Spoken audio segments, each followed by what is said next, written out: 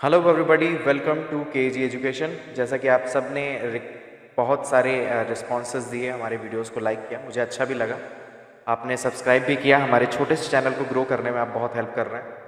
उसी श्रृंखला में बहुत सारे लोगों ने मैसेज किया, बहुत सारे तो नहीं, 5-10 जो हमारे चैनल पे जो जुड़े हुए हैं, तो उन्होंने मैसेज किया और इसलिए उन्होंने कहा कि सर विज्ञान के ऊपर भी आप जो है इसको कंप्लीट करा दीजिए। तो अब मैं विज्ञान को ख़त्म करने जा रहा हूँ। सामान्य विज्ञान का ये पहला सेगमेंट है, जिसमें सेगमेंट पार्ट 1 में हम फिजिक्स को ख़त्म करेंगे। उसके बाद जो सेकंड पार्ट होगा उसमें केमिस्ट्री एंड बायो को ख़त्म करेंगे।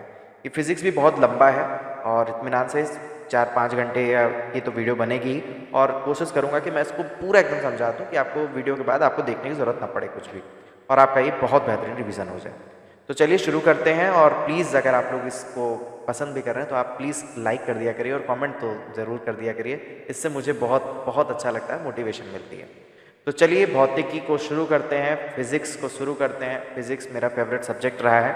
यहाँ पे मैं हिंदी में डिराइव करूँगा क्योंकि आप तैयारी हिंदी में कर रहे हैं। बाकी ये है तो साइंस का सब्जेक्ट, तो इसको इंग्लिश में ही पढ़ना चाहिए, बट हम हिंदी में इसको कवर करेंगे। जहाँ जहाँ फंसेगा मैं उसको इंग्लिश में क्लियर कर दूंगा। तो देखिए यहाँ पर बात हो रही है सबसे पहले शक्ति। शक्ति को क्या हम बोलते हैं? शक्ति को हम पावर बोलते हैं। पावर क्या है? कार्य करने की दर, यानी W/T, यानी एक पर्टिकुलर टाइम पे जितना आप काम करेंगे वही आपकी शक्ति कहलाएगी। और अगर हम इसको देखें तो जो वर्क होता है, वर्क को क्या बोलते हैं? जो कार्य करने की दर है, यानी W को क्या बोलते हैं? W बराबर होता है F इंटू टी, ठीक है? या फिर इसको कह सकते हो W को हम जूल लिख सकते हैं, यानी जूल बाई सेकेंड, ठीक है? यानी जूल पर सेकेंड जितना आप काम करते हैं उसी को बोलते हैं पावर। और इस जूल पर सेकेंड को कितनी बार बोलेंगे आप? घर में आप बिजली आती है तो आप कहते हो भैया 12 वाट का बल्ब लगा दिया मैंने कुछ, या फिर 2 किलोवाट का बिजली ले लिया। तो ऐसे आप बोलोगे तो कितना टाइम, अगर आप इस तरह से बोलेंगे कि भाई 12 जूल पर सेकंड वाला बल्ब दे दो तो कितना टाइम लगेगा? तो उसको हमने छोटा कर दिया और इसको जूल पर सेकंड को ही हमने क्या बना दिया? वो बना दिया वॉट, ठीक है? तो शक्ति का मात्रक क्या है? वॉट हो गया। उसी तरह से फिर पूछा जाएगा बल का मात्रक बताइए, तो F इक्वल्स टू क्या होता है? F इक्वल्स टू होता है ma, ठीक है? F इक्वल्स टू क्या होता है? ma का मतलब होता है, m का मतलब यहाँ हो गया कि मास, ठीक है? मास हो गया द्रव्यमान, और a का मतलब होता है त्वरण, ठीक है? तो यहाँ पर अगर मास की हम बात करें तो इसको अगर हम MKS पद्धति में, यानी किलोग्राम मीटर सेकंड वाली पद्धति अगर ले रहे हैं तो किलोग्राम हो गया। और एक्सेलरेशन क्या होता है? मीटर पर सेकंड स्क्वायर, मीटर पर सेकंड स्क्वायर इसको बोलते हैं, यानी किग्रा मीटर पर सेकंड स्क्वायर क्या हो गया? बल का मात्रक। और किग्रा मीटर पर सेकंड स्क्वायर को इतना बड़ा बोलने से बचने के लिए हमने उसको एक छोटा नाम दे दिया, निक नेम। जैसे बहुत सारे लोगों का नाम बहुत बड़ा रहता है लेकिन घर का नाम उनका गोलू हो जाता है, तो नाम है उनका एन्ना स्वामी, पद्मा स्वामी, फलाना ढिमका, बहुत लंबा नाम है तो घर का नाम छोटा रख दिया। तो उसी तरह से किग्रा मीटर पर सेकंड स्क्वायर को हमने क्या कर दिया? छोटे में न्यूटन बना दिया। तो बल का मात्रक क्या हो गया? न्यूटन हो गया। फिर आपसे पूछा जाएगा कार्य क्या बताइए, तो W बराबर क्या होता है? W बराबर होता है F इंटू डी, ठीक है? D क्या है? मतलब दूरी। समझ लो कि किसी भी समझ लीजिए आप बोरी है, ठीक है? आप बोरी को जमीन पर रखा हुआ है, बोरी पर आप ताकत लगा रहे हैं, ठीक है? ताकत लगा रहे हैं तब तक वो कार्य नहीं कहलाएगा भाई। ताकत लगा के जब उसको खिसकाएंगे, यानी कितना खिसकाएंगे वही है D। तो जितना ताकत लगा के खिसकाएंगे वही क्या कहलाता है? कार्य कहलाता है। तो F का मात्रक क्या होता है? मैंने आपको बताया, F इक्वल्स टू क्या होता है? न्यूटन। तो न्यूटन आप इसको याद रखिए, न्यूटन इंटू मीटर। अब न्यूटन मीटर आप बार बार बोलें कि भाई 10 न्यूटन मीटर का बल लगाया, तो 10 न्यूटन मीटर ना कह के आप उसको क्या बोल सकते हैं? आप उसको बोल सकते हैं जूल। क्या बोलेंगे? जूल, ठीक है? यहाँ पर भी मैंने आपको बताया था W/T यानी जूल पर सेकंड, उसको हमने क्या बोल दिया था? वॉट बोल दिया था। कार्य का मात्रक क्या होता है? जूल होता है, ठीक है? तो आई होप आपको यहाँ से क्लैरिटी मिल रही होगी। फिर यहाँ पर आता है चालक की विद्युत प्रतिरोधकता की इकाई क्या है? विद्युत प्रतिरोधकता की इकाई पूछ रहा है। विद्युत प्रतिरोधकता क्या होता है? पहले तो आप एक चीज समझ लीजिए, ये जो R होता है, R का मतलब होता है रेजिस्टेंस। रेजिस्टेंस क्या है कि भाई हर एक चीज, दुनिया में हर एक चीज एक रेजिस्ट उत्पन्न करती है। एक मान लीजिए एक पतला सा वायर है आपके सामने, एक पतला सा वायर है, उसमें जब करंट फ्लो होगा तो वायर जो है करंट के फ्लो को रोकेगी, अपनी ओर से आगे जाने से रोकेगी। वही चीज होता है रेजिस्टिविटी, यानी जितना लंबा तार उतना ज़्यादा करंट के फ्लो में कमी होने लगती है।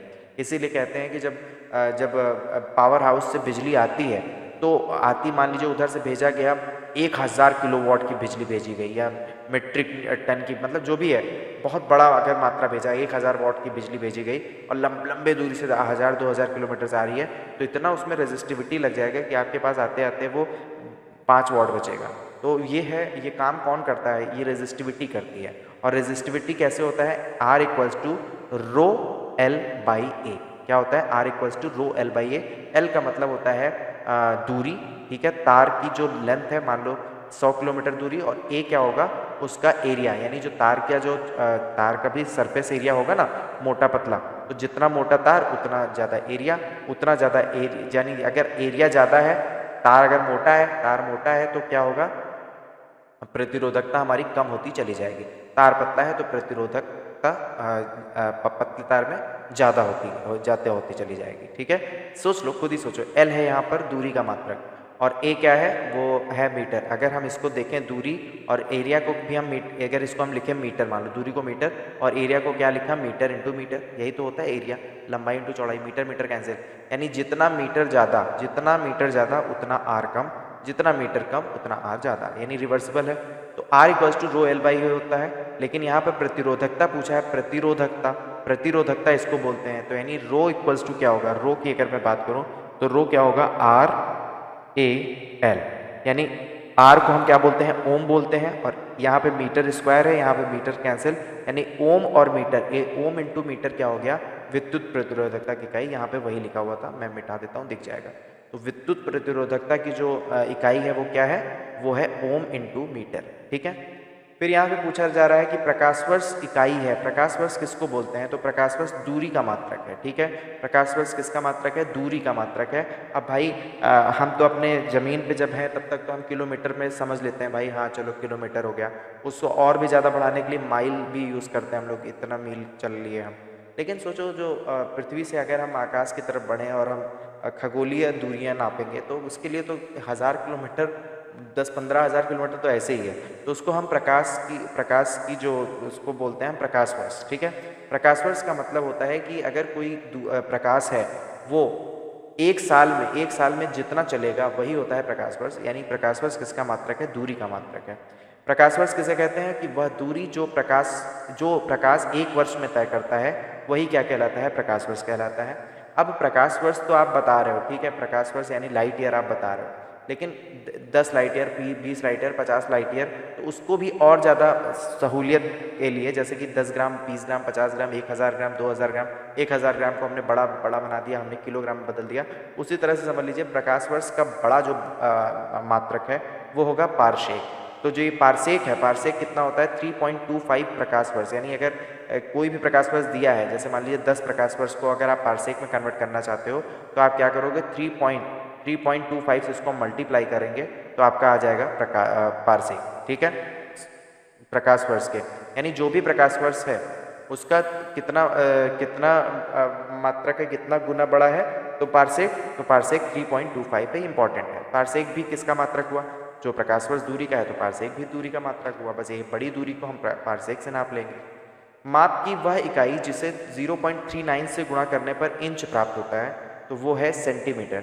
यानी सेंटीमीटर अगर कुछ दिया हुआ है तो सेंटीमीटर को अगर हम इंच में कन्वर्ट करना चाहते हैं तो हम किससे मल्टीप्लाई करेंगे, 0.39 से। यानी अगर आपको पता करना हो कि 1 सेंटीमीटर या फिर 10 सेंटीमीटर बराबर कितना इंच होगा, तो इसको आप 0.39 से मल्टीप्लाई करेंगे तो आएगा क्या, 3.9 इंचेस, 10 सेंटीमीटर बराबर। ठीक है, इस तरह से, यानी इंच को सेंटीमीटर को अगर इंच में कन्वर्ट करना है तो 0.39 से मल्टीप्लाई कर दीजिए।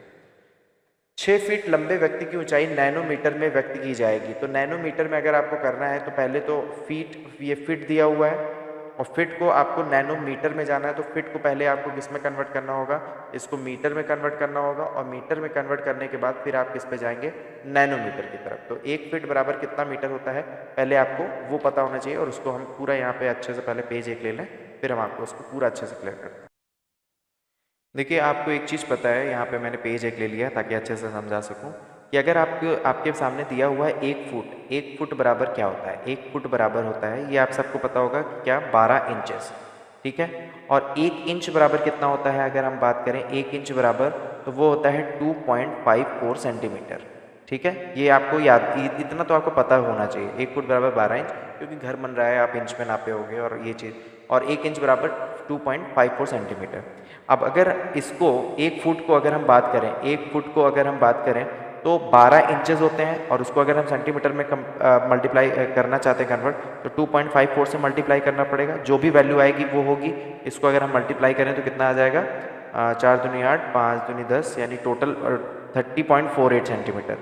ठीक है, तो ये हमारा आ गया 1 फीट बराबर कितना सेंटीमीटर में आ गया। लेकिन हमें क्या करना है, हमें इसको करना है नैनोमीटर में। तो पहले इसको मीटर में कन्वर्ट करेंगे ना। तो 1 सेंटीमीटर बराबर क्या होता है, 1 सेंटीमीटर बराबर 0.01 मीटर होता है। यानी ऐसे इस तरह से तो आपको याद ही होगा कि 100 सेंटीमीटर बराबर 1 मीटर होता है ना, 1 मीटर। तो 1 सेंटीमीटर बराबर कितना होगा, 1 मीटर बटे 100 यानी 0.01 मीटर। तो अगर हम इसको हम मल्टीप्लाई करने 0.01 से मल्टीप्लाई कर दें तो ये क्या हो जाएगा, 30.48 इंटू 0.01 मीटर। ठीक है, से मल्टीप्लाई कर दें तो ये हमारा मीटर में कन्वर्ट हो गया। अगर हम इसको देखें तो इसका मतलब ये दो हिस्सा आगे बढ़ जाएगा ना, डेसिमल से आगे चला जाएगा, तो यानी 0.3048 मीटर, यानी 1 फीट बराबर इतना हो गया। अब 1 फीट बराबर इतना हो गया तो हमें इसको कन्वर्ट करना क्या है, नैनोमीटर में। तो 1 फीट बराबर, अभी इसको अगर हम नैनोमीटर में कन्वर्ट करना चाहें तो नैनोमीटर क्या होता है, एक नैनोमीटर में अगर कन्वर्ट करना चाहेंगे तो हमें करना होगा, जो कि आपको पता है कि 1 मीटर बराबर 10 की घात 9 नैनोमीटर। ठीक है, तो 1 मीटर में इतना होता है, तो इसको हमें अगर नैनोमीटर में कन्वर्ट करना है तो 0.3048 इंटू 10⁹ मीटर नैनोमीटर में कन्वर्ट हो गया। अगर हम 10⁹ से मल्टीप्लाई कर देंगे तो अगर हम इसको इस तरह से लिखना चाहें, और चूंकि क्वेश्चन में क्या दिया है कि 6 फीट का लंबा आदमी है, तो 6 इंटू 0.3048 इंटू 10⁹, और अगर आप इसको मल्टीप्लाई करेंगे तो कितना आ जाएगा, अगर 6 से मल्टीप्लाई करें तो 6 8 48 के 8 हासिल लगा 4, 6 चौक 24, 4 28 के 8 हासिल लगा 2, 6 0 2 हो गया, 6 त्रिक 18। ठीक है, ये हो गया। और इसमें 4 के बाद 0 लगा देते हैं, यानी 1.82 इंटू 10⁹। और अगर हम इसको दशमलव को यहाँ पे खिसका के ले आए तो इसमें से दो कम हो जाएगा, यानी 182.88 इंटू 10⁷। और अगर हम इसको राउंड फिगर में लिखें तो 183 इंटू 10⁷ नैनोमीटर। क्या हमारे सामने यही आंसर दिया हुआ है? हम चलिए चेक कर लेते हैं हमारे सामने क्या आंसर था। तो यहाँ पर 183 इंटू 10⁷ नैनोमीटर। तो ये आपको क्लियर हो गया होगा। अब यहाँ पर अगला क्वेश्चन है कि 1 नैनोमीटर होता है, तो 1 नैनोमीटर जो होता है वो होता है 10⁹ मीटर के। 1 नैनोमीटर 10⁹ मीटर का होता है। अगर मीटर को हमें सेंटीमीटर में कन्वर्ट करना है, तो हमें क्या करना होगा, मीटर को अगर हमें सेंटीमीटर में बनाना है तो हाँ, यहाँ पर क्वेश्चन चूंकि सेंटीमीटर में दिया हुआ है ना, तो अगर मीटर को हमें सेंटीमीटर में कन्वर्ट करना है तो 10⁻² से हमें मल्टीप्लाई करना होगा। ठीक है, तो 10⁹ मीटर के बराबर 10⁻⁹ इंटू 10⁻², दैट इज अगर इसको हम कैलकुलेट करें तो कितना हो जाएगा, 10⁻⁷ सेंटीमीटर। ठीक है, तो ये हमारा हो गया 10⁻⁷ सेंटीमीटर। नेक्स्ट दिया हुआ है एम्पियर की इकाई बतानी है। एम्पियर की इकाई क्या है? एम्पियर हम नापते हैं किससे, तो जो इलेक्ट्रिसिटी, जो करंट, विद्युत धारा है वो हम किस में नापते हैं, उसकी इकाई जो है वो एम्पियर है। मेगावाट बिजली को नापने की इकाई क्या है, जो बिजली वाट को तो नापने की इकाई जो उत्पादित की जाती है, यहाँ पे कुछ अलग तरीके से ऑप्शन दिया हुआ है। तो मेगावाट जो है बिजली की इकाई है। ठीक है, वाट, अब वाट से भी बड़ा पता चला, हजारों वाट को हम क्या बोलते हैं, मेगावाट बोलते हैं। ठीक है, तो ये चीज़ है। फिर यहाँ पर भौतिक राशियाँ और इसकी इकाई है। तो त्वरण का मात्रक क्या है? त्वरण मैंने आपको बताया, एक्सेलरेशन। एक्सेलरेशन क्या होता है? मीटर पर सेकंड स्क्वायर। यही क्या होता है? एक्सेलरेशन, त्वरण। बल का मात्रक क्या है? बल equals to F equals to होता है ma। m का मतलब होता है किग्रा, यानी किग्रा मीटर पर सेकंड स्क्वायर। उसी को हमने छोटे में क्या लिख दिया? न्यूटन लिख दिया। कृत कार्य यानी वर्क की बात हो रही है, तो वर्क को हमने बताया था क्या? वर्क जो होता है वो F इंटू ए, यानी न्यूटन मीटर को हमने क्या किस में कन्वर्ट कर लिया? जूल में कन्वर्ट कर दिया। यानी न्यूटन को अगर हम F इंटू डी, यानी न्यूटन को अगर मीटर के साथ मल्टीप्लाई कर दें, न्यूटन मीटर, तो वही जूल हो जाता है। आवेग क्या है? आवेग की बात करें तो इम्पल्स इसको बोलते हैं। इम्पल्स जो होता है वो होता है F इंटू कैपिटल टी, यानी पर्टिकुलर टाइम में, यानी पर्टिकुलर टाइम में अगर बल लगता है तो उसको न्यूटन सेकंड बोलते हैं। न्यूटन सेकंड ये आवेग का मात्रक है। ये कैसे है? पर सेकंड की बात हो रही है यहाँ पे। जैसे कि मान लीजिए क्रिकेटर खिलाड़ी जो है बैटिंग कर रहा होता है, तो बैट से जब बॉल टकराएगी तो वो कुछ सेकंड्स के लिए वो बॉल टकराएगी और अचानक से उससे वो बॉल जंप होकर चली जाएगी, लड़के बाहर चली जाएगी। तो वही है आवेग। कितना आवेग होगा बैट्समैन का, यही डिसाइड करता है कि उसका छक्का कितनी दूर जाएगा, चौका कितना दूर जाएगा। तो ये क्या होता है? Newton second. आवेग का मतलब होता है न्यूटन सेकंड। द्रव्यमान क्या है? द्रव्यमान का तो आपको पता ही है, इसकी इकाई किग्रा होगी। दाब की इकाई क्या है? वो है पास्कल। ठीक है, दाब की इकाई क्या है? पास्कल। फिर और भी है कि वॉट किसकी इकाई है? तो वॉट हमने बार बार बताया है, वो शक्ति की इकाई है। नॉट की बात करें तो नॉटिकल माइल्स में नापा जाता है। समुद्री जहाज की जो गति है वो नॉट में है। नॉटिकल मील भी जो है नौ संचालन में जो प्रयुक्त दूरी की इकाई जो होती है वो नॉटिकल मील्स होती है। कैलोरी किसकी है? कैलोरी ऊष्मा का मात्रक है। कैलोरी। फिर यहाँ सही सुमेलित बताना है तो जूल जो है वो कार्य का मात्रक क्या है? वो जूल है। एम्पियर जो है वो धारा का मात्रक है। वॉट जो है वो सामर्थ्य का है। वॉट किसका है? सामर्थ्य का है। और वोल्ट किसका है? वोल्ट का मतलब होता है वोल्टेज, यानी विभवांतर जिसको बोलते हैं, वोल्टेज डिफरेंस। ठीक है, नेक्स्ट देखते हैं। यहाँ पे और भी कुछ सुमेलित करना है। नॉट का मतलब वही मैंने आपको बताया। नॉट जो है कितने नॉट से गाड़ी जा रही है, वो समुद्री जहाज जा रही है, तो समुद्र के जहाज की जो चाल की माप है वो नॉट से करते हैं, क्योंकि नॉटिकल माइल्स उसकी दूरी का मात्रक है। एंगस्ट्रॉम क्या है? एंगस्ट्रॉम जो है वो तरंगदैर्ध्य की इकाई है। तरंगदैर्ध्य जो साइन वेव्स जो चलती हैं, वेव्स, तो वो जितना दूरी चलती हैं, यानी एक वेव यहाँ से लेकर यहाँ तक में कंप्लीट हो रहा है इतना, तो ये जो तरंग दैर्ध्य है मतलब वेव की जो दूरी है, ये जो दूरी है, इसी को हम एंगस्ट्रॉम में नापते हैं और इसी को बोलते हैं तरंग दैर्ध्य। ठीक है। प्रकाश वर्ष क्या है? तो दूरी मापने की इकाई है। खगोलीय दूरियों को प्रकाश वर्ष से नापा जाता है। 1 हॉर्स पावर, ये क्वेश्चन बहुत बार पूछा गया है, तो 746 वॉट, 746 यानी 746 वॉट के बराबर होता है 1 हॉर्स पावर। तो 786 मत याद रखिएगा, 746 याद रखिएगा। 8 को जो है 2 हिस्सों में तोड़ दीजिए, 746। तो 746 वॉट बराबर 1 हॉर्स पावर। आपके घरों में जो मोटर लगी होती है जिससे पानी ऊपर चढ़ता है, तो आप जरा देखिएगा आपके घर में कौन सा हॉर्स पावर है। 2 हॉर्स पावर, जैसे मेरे घर में जो है 1.5 हॉर्स पावर का हमने मोटर लगवाया। आपके घर में हो सकता है 1 हो या फिर 3 हो या 4 हो। ट्यूबवेल वगैरह तो और बड़ा बड़ा होता होगा। तो वो हॉर्स पावर वो क्या है? वो वही है जो वॉट की इकाई होती है। वॉट को 746 से मल्टीप्लाई करते हैं तो वो हॉर्स पावर में कन्वर्ट हो जाती है। उच्च वेग क्या है? जैसे मैक में इकाई, जैसे फाइटर प्लेन्स वगैरह जो जिस स्पीड में जाते हैं तो उनको मीटर पर सेकंड में थोड़ी ना किया जाता है, उनका मैक में स्पीड मानी जाती है। तो उच्च वेग जो होता है उसको मैक में नापते हैं। तरंग दैर्ध्य क्या हो गया? एंगस्ट्रॉम हो गया। तरंग दैर्ध्य जो है उसकी दूरी एंगस्ट्रॉम में नापते हैं। ऊर्जा जो है हमारा जूल हो गया। जूल ऊर्जा से उसी तरह संबंधित है जैसे पास्कल। तो जूल अगर ऊर्जा का मात्रक है, ठीक है, तो पास्कल किसका मात्रक है? वो दाब का मात्रक है पास्कल। 1 माइक्रोन बराबर होता है, माइक्रोन होता है 1 माइक्रोन 10⁻⁻⁶ मीटर के बराबर होता है। ठीक है, माइक्रोन। तो यहाँ पे मिलीमीटर में कन्वर्ट करना है तो 10⁻⁻6 यानी 10⁶ लिख सकते हैं। और मीटर को मिलीमीटर में कन्वर्ट करना हो तो पहले तो सेंटीमीटर में कन्वर्ट किया तो 100 से मल्टीप्लाई किया, फिर उसके बाद मिलीमीटर में किया तो 10 से मल्टीप्लाई किया, तो तीन जीरो ऊपर से हट जाएंगे तो यानी बच जाएगा नीचे 1/1000 मिलीमीटर के। ठीक है। 1 माइक्रोन प्रदर्शित करता है। माइक्रोन प्रदर्शित क्या करेगा? तो वो 10⁴ सेंटीमीटर। माइक्रोन मैंने आपको बताया 10⁻⁻6 मीटर को 1 माइक्रोन बोलते हैं। तो यानी 1/10⁶ भी इसको लिख सकते हैं। और अगर मीटर को सेंटीमीटर में कन्वर्ट करना है तो 100 से मल्टीप्लाई करना पड़ेगा, यानी इसका मतलब यहाँ नीचे क्या आया, यानी 10⁴, यानी 1/10⁴ को हम 10⁻⁻4 सेंटीमीटर भी कर सकते हैं। ठीक है। तो ये तो बहुत छोटा सा था, मैंने आपको फिर भी यहाँ पे क्लियर कर दिया। सुमेलित करना है डेसिबल। डेसिबल क्या होता है? डेसिबल जो है वो ध्वनि की प्रबलता की इकाई है। ध्वनि आज आपको जितना तेजी से सुनाई देती रहती है उसी को हम डेसिबल बोलते हैं।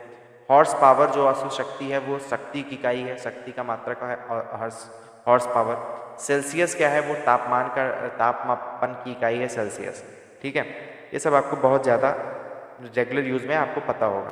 कैलोरी, किलो जूल और वॉट में से ऊष्मा की इकाई बतानी है, तो ऊष्मा की इकाई नहीं है, तो कैलोरी ऊष्मा की है, किलो कैलोरी, किलो जूल ये सब ऊष्मा का है। लेकिन वॉट जो है वो पावर का है, जो कि इलेक्ट्रिसिटी में बेसिकली यूज़ होता है, तो वॉट जो है वो ऊष्मा की इकाई नहीं है। 1 किलोमीटर दूरी का तात्पर्य क्या है? तो 1 किलोमीटर का मतलब 1000 मीटर होता है, बिल्कुल सही बात है। एक पिकोग्राम बराबर होता है, पिकोग्राम ये आपको याद रखना पड़ेगा, पिकोग्राम 10 की घात 12 ग्राम के बराबर होता है। एक पिकोग्राम किसके बराबर होता है? 10 की घात 12, 10 की घात 12 ग्राम जो है वो एक पिकोग्राम कहलाता है। यहाँ पे एटमॉस्फेरिक प्रेशर की इकाई, एटमॉस्फेरिक प्रेशर को हम बार में कनेक्ट करते हैं, बार से हम उसको रिप्रेजेंट करते हैं। तो एक बार, 2 बार, कितने कितने बार का हमें प्रेशर लगाना है, ये एटमॉस्फेयर हमारे ऊपर कितना लगा रहा है, तो हम उसको नापते हैं किसमें? बार में नापते हैं। 1 किग्रा पर सेंटीमीटर स्क्वायर दाब किसके समतुल्य है? तो ये जो 1 किग्रा पर सेंटीमीटर स्क्वायर दाब जो है वो एक बार के समतुल्य है। एक बार का मतलब होता है 1 किग्रा पर सेंटीमीटर स्क्वायर, यानी एक छोटा सा अगर जगह है 1 सेंटीमीटर स्क्वायर का, यानी 1 सेंटीमीटर इंटू 1 सेंटीमीटर, यानी 1 सेंटीमीटर स्क्वायर में अगर हम 1 किग्रा का दाब डालें तो वो जो समतुल्य होगा वो होगा 1.0 बार के। तेल का एक बैरल, आपसे एक क्वेश्चन पूछता है एक बैरल में कितना लीटर आता है? तो 159 लीटर बराबर एक बैरल होता है। वेरी वेरी वेरी इंपॉर्टेंट है, इसको आप याद रख लीजिए। 159 लीटर बराबर क्या होता है? एक बैरल होता है। 159 एक बैरल के बराबर है। लंबाई की न्यूनतम इकाई पूछेगा, तो न्यूनतम इकाई की बात हो रही है, तो 10 की घात -15 मीटर इसको बोलते हैं, 10 की घात -15 मीटर, और उसी को बोलते हैं फर्मी मीटर। तो न्यूनतम इकाई क्या है? फर्मी मीटर, 10 की घात -15 मीटर के बराबर होता है। क्यूसेक क्या है? क्यूसेक जो है वो प्रवाह की दर है। जब बाढ़ में पानी छोड़ा जाता है किसी जगह से, किसी डैम से, तो वो भी क्यूसेक में ही नापा जाता है कि कितना क्यूसेक छोड़ दिया गया, तो वो प्रवाह की दर होती है, प्रवाह की दर है क्यूसेक।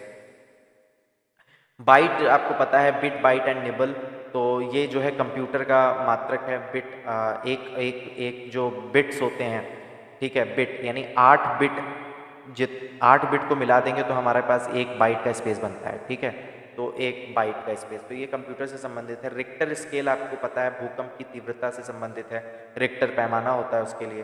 बार जो है वो आपको पता है, अभी बताया, दाब का मात्रक है। क्यूसेक में नापा जाता है। क्यूसेक क्या है? वो जल का बहाव जितना आता है उसको कहते हैं क्यूसेक। क्यूसेक जल के बहाव को बोलते हैं। नॉट, डॉप्सन, प्लॉज और मैक्सवेल में से वायुमंडल के ओजोन परत की मोटाई नापने वाली इकाई कौन सी है? तो डॉप्सन में, जो वायुमंडल के परतों की जो ऊंचाई, मोटाई जो नापी जाती है वो डॉप्सन में नापी जाती है। किस में नापी जाती है? डॉप्सन में। तो डॉप्सन इसका सही आंसर होगा, डॉप्सन, ठीक है। नेक्स्ट देखते हैं। अब हम मापक यंत्र और पैमानों पे आ चुके हैं, जो कि महासागर में डूबी हुई वस्तुओं की स्थिति जानने के लिए किस चीज़ का प्रयोग किया जाता है? तो वो है सोनार, सोनार यंत्र का। सोनार का इस प्रयोग क्या होता है? डूबी गई वस्तुएं, जैसे ऊपर से हम ध्वनि छोड़ते हैं, ध्वनि टकरा के वापस आएगी, मान लीजिए ये समुद्र है, ये समुद्र है, ठीक है, यहाँ कहीं पे कुछ पड़ा हुआ है हमारा, ठीक है, तो यहाँ जहाज से हम सोनार से ध्वनि भेजेंगे, ध्वनि ऐसे ऐसे जाएगी, ऐसे ऐसे जाएगी, यहाँ से टकराएगी, फिर वापस लौटेगी। तो जितना टाइम में कुछ देख के उसका कैलकुलेशन होता है और उससे हम क्या पता करते हैं कि वो आखिर चीज़ें कहाँ पर हैं। तो वस्तु की स्थिति जानने के लिए किसका प्रयोग करते हैं हम? सोनार का।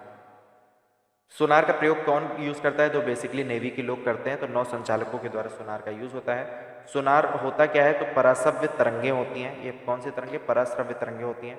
ध्वनि की तीव्रता नापने वाला यंत्र जो है वो यंत्र, जिससे तो ऑडियोमीटर, ऑडियो का मीटर लगा दिया, ऑडियोमीटर हो गया। तो ऑडियोमीटर से हम ध्वनि की तीव्रता नापते हैं। एनीमोमीटर क्या होता है? एनीमोमीटर से क्या मापा जाता है? तो एनीमोमीटर जो पवन के वेग को नापने के लिए यूज़ होता है। तो आपने देखा होगा छतों पे कई बार ऐसे ऐसे करके लगा होता है, ऐसे चम्मच जैसा चार तरफ से, तो वो जितना तेज घूमता है उससे हमको पता चलता है पवन कितना तेजी चल रहा है, उसी को बोलते हैं, उसकी जो मात्रक है वो क्या हो? एनीमोमीटर है। एनीमोमीटर से हम नापते हैं उस चीज़ को।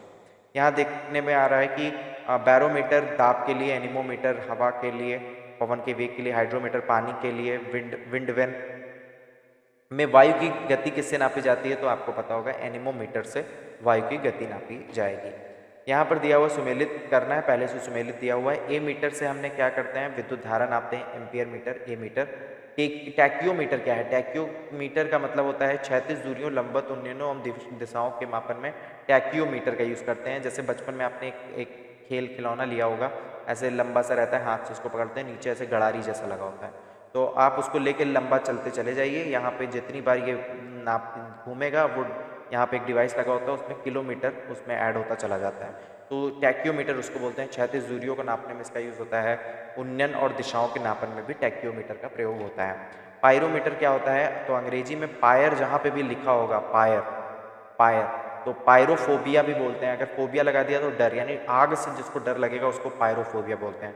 तो पायरोमीटर भी क्या हो गया? उच्च ताप के जो उच्च ताप को नापने में किसका यूज़ होता है? पायरोमीटर का यूज़ होता है। ताप विद्युत तापमापी, विकिरण तापमापी, गैस तापमापी और द्रव्य तापमापी में से पायरोमीटर किसको कहते हैं? तो पायरोमीटर जो होता है वो बेसिकली विकिरण तापमापी है। क्या है? विकिरण तापमापी है। विकिरण तापमापी क्या है? वो पायरोमीटर है। वह थर्मामीटर जो 2000 डिग्री सेंटीग्रेड मापने में उपयुक्त हो। तो 2000 सेंटीग्रेड वो पूर्ण विकिरण पायरोमीटर होता है। ठीक है, पूर्ण विकिरण पायरोमीटर से हम 2000 सेंटीग्रेड का टेम्परेचर माप सकते हैं। तो मैं अपने बचपन की एक छोटी सी कहानी सुनाता हूँ यहाँ पर। अब जब ये बात ही आ गई है तो क्या आपने भी ऐसा किया था?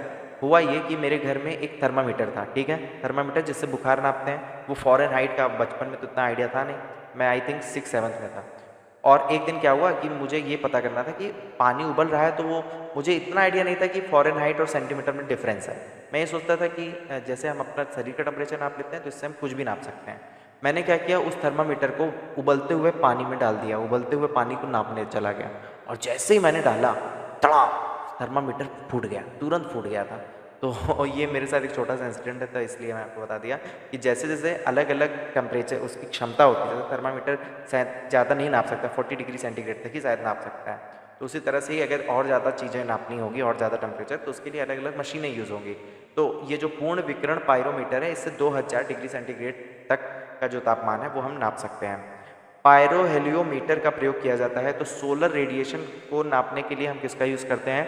Pier heliometer. पायर हेलियोमीटर से सोलर रेडिएशन को हम नापते हैं। मैनोमीटर के द्वारा क्या किया जाता है? तो गैस के दाब की माप जो होती है, गैस का दाब जो मापने का जो तरीका है वो हम मैनोमीटर से करते हैं, गैस के दाब को मापने का। हाइग्रोमीटर क्या होता है? हाइग्रोमीटर से हम सापेक्ष आर्द्रता को नापते हैं, हाइग्रोमीटर से। स्प्रिंग तुला जो होती है वो भार नापने के काम आती है।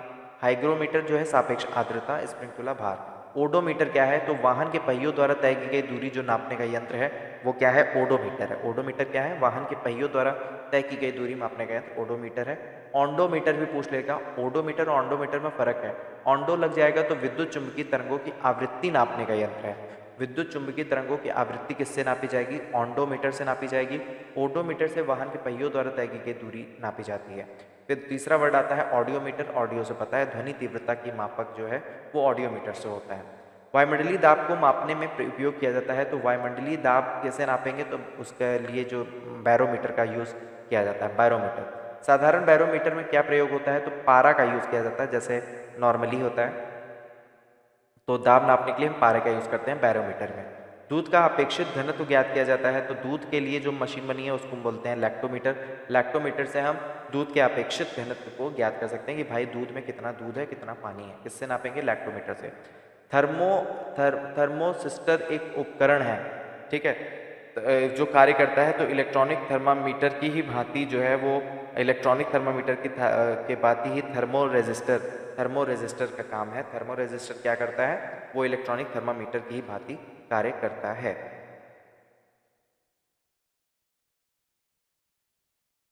माफ़ी चाहूँगा, अगले कुछ मिनट आपका जो वॉइस है वो बहुत इको उसमें जनरेट हो गया है, इस कारण से थोड़ा सा दिक्कत होगा।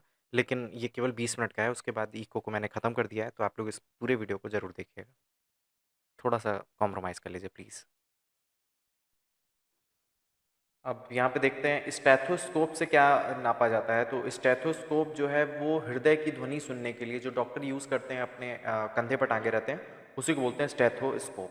स्फिग्नोमैनोमीटर ये किस चीज़ के लिए यूज़ होता है? तो स्फिग्नोमैनोमीटर रक्तचाप मापने का, जो ब्लड प्रेशर नापने का जो मशीन है उसको बोलते हैं स्फिग्नोमैनोमीटर। क्या बोलते हैं? स्फिग्नोमैनोमीटर।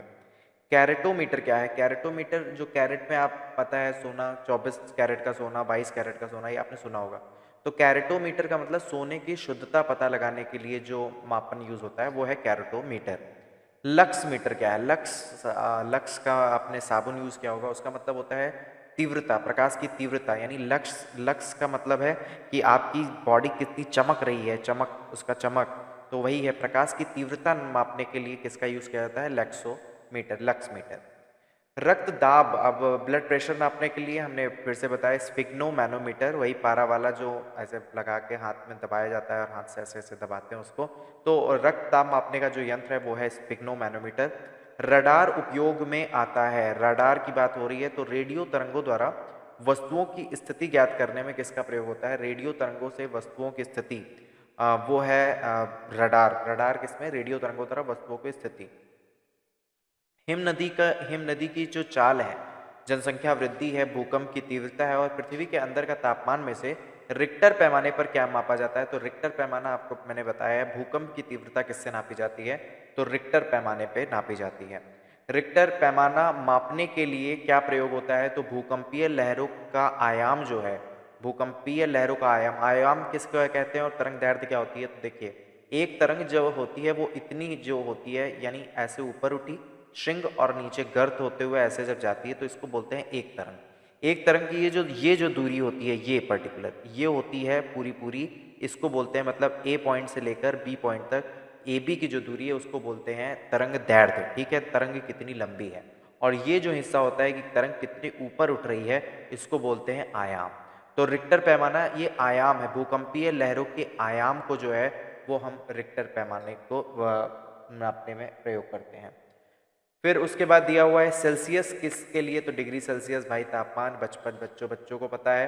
किलोवाट आवर जो है वो हमारे घर का जो यूनिट है, बिजली है, वो कितने किलो की बिजली आपके यहाँ पे लगी है? मीटर आप चेक करिएगा, 1 किलोवाट आवर, 2 किलोवाट आवर, वही है हमारा विद्युत का मापन। आर एच गुणक, आर एच फैक्टर क्या है? आर एच फैक्टर हमारे रक्त में पाया जाता है, आर एच फैक्टर उसको बोलते हैं। आर एच फैक्टर किससे संबंधित है? रक्त से। और रिक्टर पैमाना किससे संबंधित है? तो आंसर होगा भूकंप से। भूकंप मापी यंत्र की बात हो रही है तो उस यंत्र को क्या बोलते हैं? तो उस यंत्र को बोलते हैं सिस्मोग्राफ। क्या बोलते हैं? सिस्मोग्राफ। सिस्मोग्राफ जो है रिकॉर्ड करता है, क्या रिकॉर्ड करता है? तो जो भूचाल होती है, भूकंप होती है, उसको रिकॉर्ड करता है सिस्मोग्राफ। अभी हमें सुमेलित करना है जो भूकंप है, भूकंप किससे संबंधित है? तो सिस्मोग्राफी। भूकंप की अध्ययन, भूकंप के पता लगाने के लिए सिस्मोग्राफी का प्रयोग होता है। ऊंचाई के लिए हम अल्टीमीटर का यूज़ करते हैं, अल्टमीटर का यूज़ करते हैं, ऊंचाई अल्टमीटर का यूज़ करते हैं ऊंचाई के लिए। प्रतिरोध का जो मात्रक है वो क्या है? ओम है। अभी यहाँ पे सही सुमेलित करना है, सही सुमेलित पहले से दिया है। फैदोमीटर, फैदोमीटर का मतलब समुद्र की गहराई, समुद्र की गहराई फैदोमीटर है, समुद्र की गहराई फैदोमीटर से। बैरोमीटर, वायुमंडलीय दाब का जो है मापन बैरोमीटर में किया जाता है। अल्टीमीटर का मतलब होता है ऊंचाई, ऊंचाई का संबंध किससे है? एल्टीट्यूड से बना है अल्टीमीटर। फैदोमीटर समुद्र की गहराई, बार बार आएगा और बार बार आपको याद हो जाएगा, बार बार रिपीट होने से। यहाँ पर फिर से सिस्मोग्राफ, सिस्मोग्राफ जो है वो भूकंप से संबंधित है। बैरोग्राफ जो है वायुमंडलीय दबाव, बैरोमीटर बैरोग्राफ याद रखिएगा, ये वायुमंडलीय दबाव के लिए यूज होता है। अगला देखते हैं, अगला क्वेश्चन क्या कह रहा है। तो यहाँ पर फिर से सुमेलित करना है, तो मैनोमीटर, बैरोमीटर, ये सब किसके लिए यूज होता है? दाब के लिए। चाहे वो मैनोमीटर हो चाहे वो बैरोमीटर हो, ये दाब के लिए यूज होता है। कार्ब्यूरेटर का क्या प्रयोग है? तो कार्ब्यूरेटर का जो इंटरनल इंजन में जो दहन होता है, कार्ब्यूरेटर आपकी गाड़ी में भी होता है कार्ब्यूरेटर, तो वो आंतरिक दहन इंजन में कार्ब्यूरेटर लगा होता है। कार्डियोग्राम, ये हृदय से संबंधित है, कार्डियोग्राम हृदय गति को बताता है। सिस्मोमीटर जो है, सिस्मो वो भूकंप तरंगों की जो तीव्रता है उसको बताता है सिस्मोमीटर, भूकंपीय तरंगों की तीव्रता को। फोनोमीटर क्या है? फोनोमीटर जो है ध्वनि की तीव्रता और स्पंदन आवृत्ति के मापन में किसका यूज करते हैं? फोनोमीटर। फोन कॉल, फोन से याद रख लीजिए, ध्वनि की तीव्रता और स्पंदन आवृत्ति के मापन में। झूठ का पता लगाने के लिए पॉलीग्राफ टेस्ट होता है। आपका मतलब कई बार जब बहुत ज़्यादा बड़े क्रिमिनल्स होते हैं तो कोर्ट से परमिशन लेकर पॉलीग्राफ टेस्ट भी कर सकते हैं हम किसी का। उसमें एक इंजेक्शन लगाया जाता है इंसान के दिमाग में, मतलब शरीर में, उससे उसका दिमाग शिथिल हो जाएगा, वो ज़्यादा चालाकी नहीं कर पाएगा। और साथ ही साथ बहुत सारे आपके इक्विपमेंट्स आपके लगे रहेंगे, पूरे रक्तचाप और ये सब। और उसके बाद एक मशीन में जब आपसे कुछ पूछा जाएगा, अगर आप गलत बोलेंगे तो कहीं ना कहीं कोई फैक्टर आपका बढ़ा हुआ दिखाएगा, तो उससे पता चल जाता है कि आप झूठ बोल रहे हैं। और अगर आप सही एकदम जा रहे हैं तो आपका जो वेव्स है वो एकदम सीधी चलेगी, जैसे ही आप झूठ बोले तो ऊपर नीचे हो जाएगा। तो यही होता है पॉलीग्राफ टेस्ट, जो कि झूठ का पता लगाने के लिए प्रयोग किया जाता है। यांत्रिकी, अभी हम लोग फिजिक्स के यांत्रिकी सेक्शन में आ चुके हैं। यांत्रिकियों तो यांत्रिकी में हम क्या क्या पढ़ेंगे, तो द्रव्यमान, बल, त्वरण, कार्य, ऊर्जा, संवेग, गति, इन सब के बारे में हम यांत्रिकी में देखते हैं। साधारण यंत्र किसी व्यक्ति की सहायता करता है कम बल का प्रयोग करके भी उतनी ही मात्रा में काम करने में। तो जो यंत्र का मतलब ही क्या है कि आपका काम, आपने ताकत कम लगाया और काम आपका उतना ही हो रहा है, वही चीज हमारा क्या कहलाता है, यंत्र कहलाता है। एक व्यक्ति एक संवेदनशील सेंसिटिव तराजू पर खड़ा है, यदि वह गहरी सांस अंदर लेता है तो तराजू की रीडिंग क्या होगी। तो गहरी सांस जब वो लेगा तो तराजू की रीडिंग क्या होगी, वो घटेगी। अब आप सोच रहे होंगे कि घटेगी कैसे, तो आप इसको इस तरह से समझिए कि एक गुब्बारा है, गुब्बारा पिचका रहता है जब, तो वो हवा में नहीं उड़ पाता है, उसको आप फेंकेंगे पट्ट से गिर जाएगा। लेकिन अगर उसी गुब्बारे को आपने फुला दिया, किसी तरह से फूंक मार के फुला दिया, तो अभी क्या है कि वो हल्की हो जाएगी। हल्की कैसे होगी, जो अगल बगल का जो दाब है वो उसको उस पर क्या करेगा, बायंट फोर्स लगाएगा, मतलब एक तरह से उसको ऊपर उठाने का कार्य करेगा। तो वैसे ही जब आप गहरी सांस लेते हैं तो आपके जो फेफड़े हैं, फेफड़े जो छोटे छोटे थे वो क्या हो जाएंगे, फूल कर बड़े हो जाएंगे। फेफड़े फूल कर बड़े होंगे तो कहीं ना कहीं उसमें भी बॉयंट फोर्स काम करेगा, वो ऊपर की ओर धकेलेगा और इससे बहुत मतलब मिलीग्राम में जो डिफरेंस आएगा वो आएगा। तो यहाँ पे इसीलिए यहाँ पे सेंसिटिव तराजू लिखा गया। आप जो सब्जी तौलने वाला तराजू है उस पर खड़े होंगे तो कोई फर्क नहीं पड़ेगा, सेंसिटिव तराजू होना चाहिए। तो इस ऐसी स्थिति में जब आप गहरी सांस लेंगे तो आपका जो वेट है वो क्या होगा, घटेगा।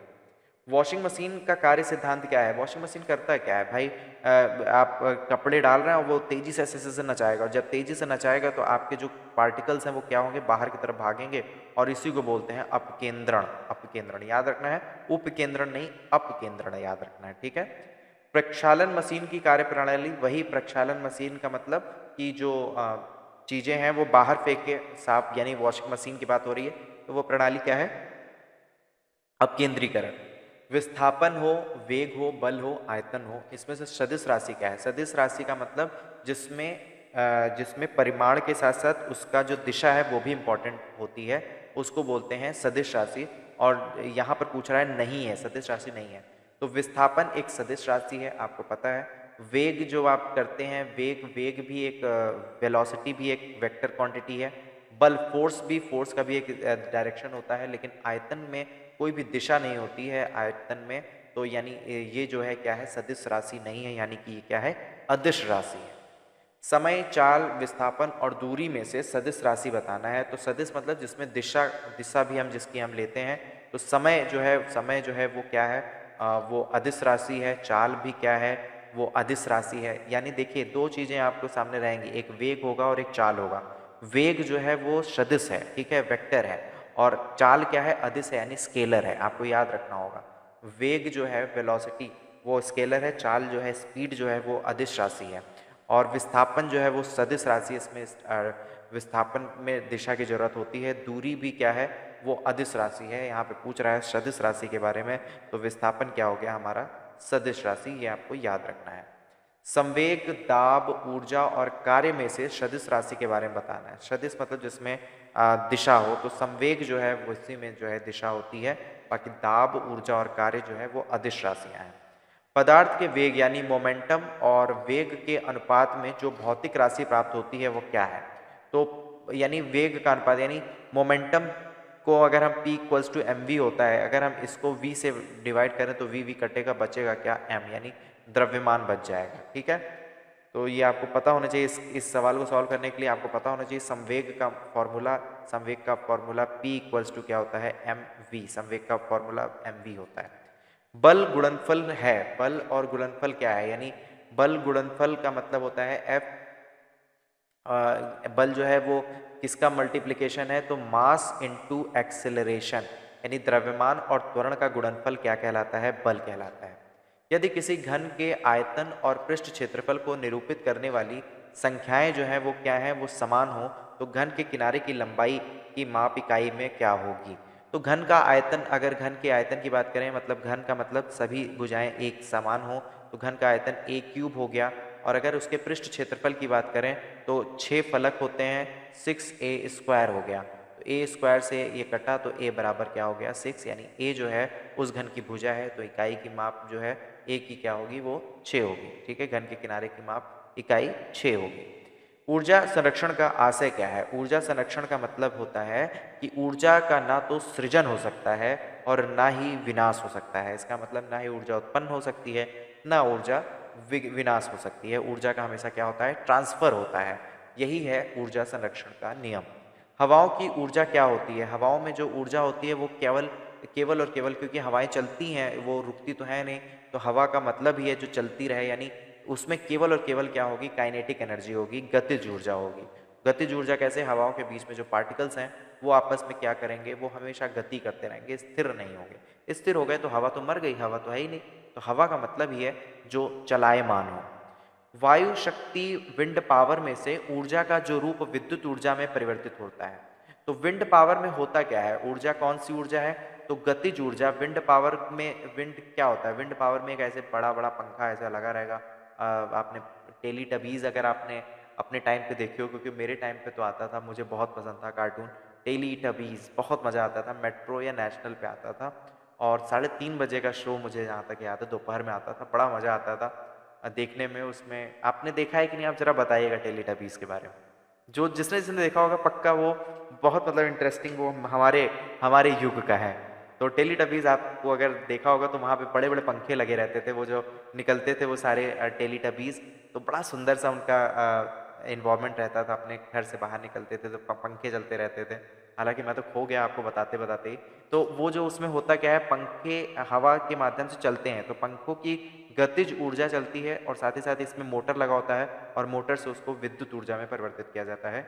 तो वायु शक्ति विंड पावर से ऊर्जा के रूप में विद्युत ऊर्जा में परिवर्तित कौन कर होता है? इसमें विंड पावर में गतिज ऊर्जा को विद्युत ऊर्जा में परिवर्तित किया जाता है। एक ट्रेन जैसे ही चलना आरंभ करती है, उसमें बैठे यात्री का जो सिर है वो पीछे की ओर झुक जाता है। इसका कारण क्या है? तो इसको बोलते हैं स्थिरता का जड़त्व, इसको इनर्शिया बोलते हैं।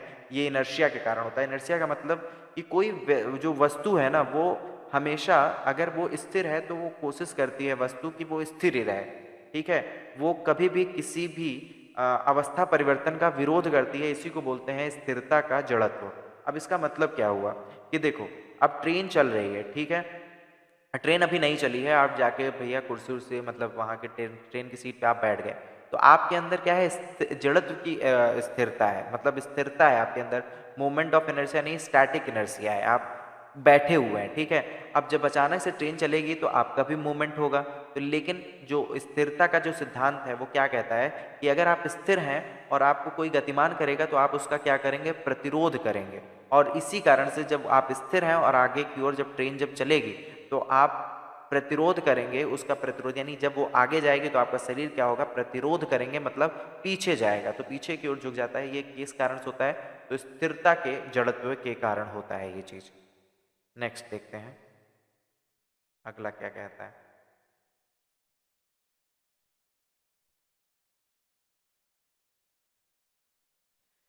एक पूर्णतः घर्षणहीन पृष्ठ यानी कंप्लीटली फ्रिक्शनलेस जो सरफेस पर खड़ा एक व्यक्ति सीटी बजाने से अपने को गति में ला सकता है, ठीक है। एक पूर्णतः घर्षणहीन पृष्ठ यानी कंप्लीटली फ्रिक्शनलेस जो सरफेस पर खड़ा एक व्यक्ति है, सीटी बजाने से अपने को गति में ला सकता है, पहली चीज, ठीक है। दूसरा दिया हुआ है कि यदि किसी तंत्र पर कोई बाह्य बल क्रियाशील नहीं है तो उसका संवेग परिवर्तित नहीं हो सकता है।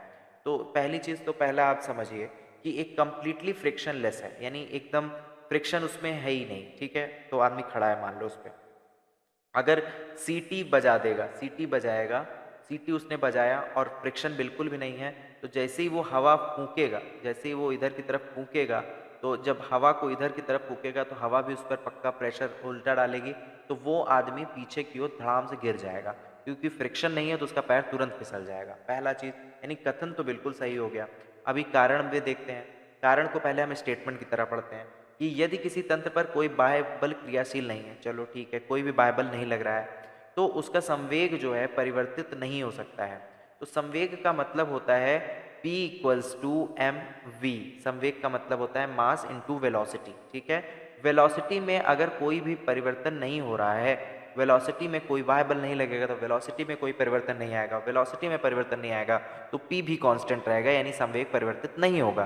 तो ये भी स्टेटमेंट सही है, लेकिन इन दोनों का रिलेशन नहीं है। ये यहाँ पे जो पीछे गिरना, सीटी बजाने से पीछे गिरना मनुष्य का, और यहाँ पर संवेग परिवर्तन, ये दोनों ही एक दूसरे को मतलब क्लियर तो नहीं कर रहा है, मतलब कथन का जो स्पष्ट कारण तो नहीं है। स्टेटमेंट वाइज दोनों सही हैं, बट कारण जो है वो कथन की पुष्टि नहीं करता है। तो यानी दोनों सही हैं, लेकिन आर ए का स्पष्टीकरण नहीं है। सड़क पर चलने की अपेक्षा बर्फ पर चलना कठिन है। ठीक है, क्यों? क्योंकि बर्फ पर जो होता है वो फ्रिक्शन नहीं होता। देखो, सड़क पर बहुत सारा फ्रिक्शन है, तो जहाँ फ्रिक्शन रहेगा तो आप अगर आगे बढ़ेंगे तो जो आगे बढ़ेंगे तो जो फ्रिक्शन है वो आपके वेट को कंट्रोल, मतलब आपके मूवमेंट को कंट्रोल करता है। लेकिन अगर फ्रिक्शन नहीं है, इधर फ्रिक्शन जीरो हो गया, तो आगे बढ़ेंगे धड़ाम से गिर जाएंगे। यानी बर्फ में जो सड़क की अपेक्षा जो घर्षण है वो क्या होता है, वो कम होता है। इस कारण से बर्फ पर चलना कठिन है। भरी हुई गाड़ी है, कार्ट को चलाने में उसे चलायमान रखने के लिए आवश्यक ताकत से अपेक्षाकृत अधिक ताकत से धक्का देना पड़ता है। ठीक है, भरी हुई गाड़ी को चलाने में उसे चलायमान रखने के लिए आवश्यक ताकत से अपेक्षाकृत अधिक ताकत से धक्का देना पड़ता है, क्योंकि एक बार गाड़ी चल पड़ने के बाद घर्षण क्या हो जाता है, वो कम हो जाता है। इसी को हम लोगों ने पढ़ा था, एक लिमिटिंग फ्रिक्शन का कॉन्सेप्ट है। थोड़ा सा अगर आप लोग फिजिक्स में आपने पढ़ा होगा ढंग से, बीएससी की होगी या बीटेक किया होगा, तैयारी करी होगी आईआईटी वगैरह की, तो आपको ये पता होगा कि देखो, एक समय ऐसा आता है ये फ्रिक्शन मान लो बढ़ रहा है, फ्रिक्शन बढ़ रहा है बढ़ रहा है बढ़ रहा है, मतलब जरा सा एक आप सोचिए कि एक बड़ा सा कोई पत्थर है। पहले मैं आपको उसको फील कराता हूँ, फिर मैं उसका आंसर बताता हूँ। बड़ा सा पत्थर है, पहले आप इस पर ताकत लगाएंगे, ताकत लगाते जाएंगे, क्योंकि फ्रिक्शन जो है वो घर्षण जो है पूरी तरीके से इस बड़े से पत्थर को रोक रही है। पृथ्वी पे घर्षण लग रहा है और इस पत्थर को रोक रही है। आप ताकत लगाते जाएंगे, ताकत आपका बढ़ता चला जाएगा।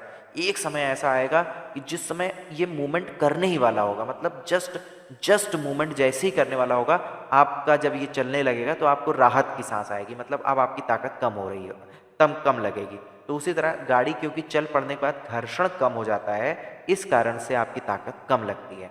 तो यहाँ पे ग्राफ देखिए, ग्राफ क्या कह रहा है, ग्राफ है यहाँ पे ये अगर इसको मैं फ्रिक्शन मान लूँ, ये मैं फ्रिक्शन मान लूँ, फोर्स मान लूँ, ताकत मान लूँ, ठीक है, ताकत मान लूँ, और तो फिर क्या होगा कि ताकत आप लगाते जाएंगे, एक समय पे ताकत तो लगेगी, ऐसे घूम के जाएगी, लेकिन बाद में उसके बाद सीधी हो जाएगी। इसका मतलब उसके बाद जो फ्रिक्शन है वो कम लगेगा, एक यहाँ मैक्सिमम फ्रिक्शन काम करेगा, फिर उसके बाद फ्रिक्शन कम हो जाएगी, तो ताकत आपकी कम हो जाएगी। तो यहाँ याद रखना कि एक बार गाड़ी चल पड़ने के बाद घर्षण क्या होता है, कम हो जाता है। एक मनुष्य स्थिर नाव से 5 मीटर प्रति सेकंड की चाल से कूदा और नाव जो है वो 0.5 मीटर प्रति सेकंड की चाल से खिसकी। नाव का द्रव्यमान मनुष्य के द्रव्यमान का कितना है? तो ये इस क्वेश्चन को कैसे आप सॉल्व करेंगे, ये एकदम फिजिक्स का क्वेश्चन दे दिया है, इसको हम कैसे सॉल्व करेंगे देखते हैं। इसके लिए मैं एक पेपर ले लेता हूँ। अब यहाँ सवाल क्या कह रहा है, सवाल को आप जरा समझिए।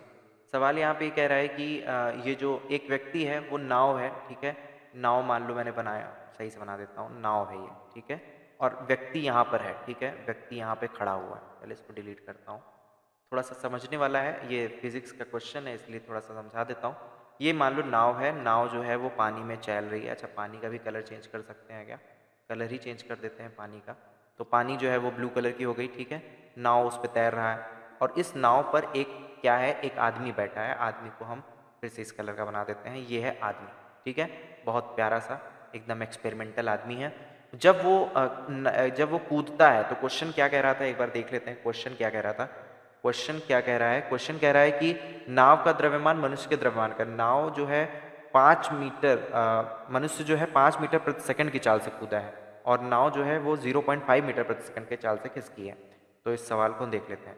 तो यानी ये जो आदमी है, ये कूद कितने राह से है, 5 मीटर पर सेकंड से कूदता है। तो जब ये कूदेगा, जब ये आगे की ओर बढ़ेगा तो ये पीछे इसको धक्का देगी।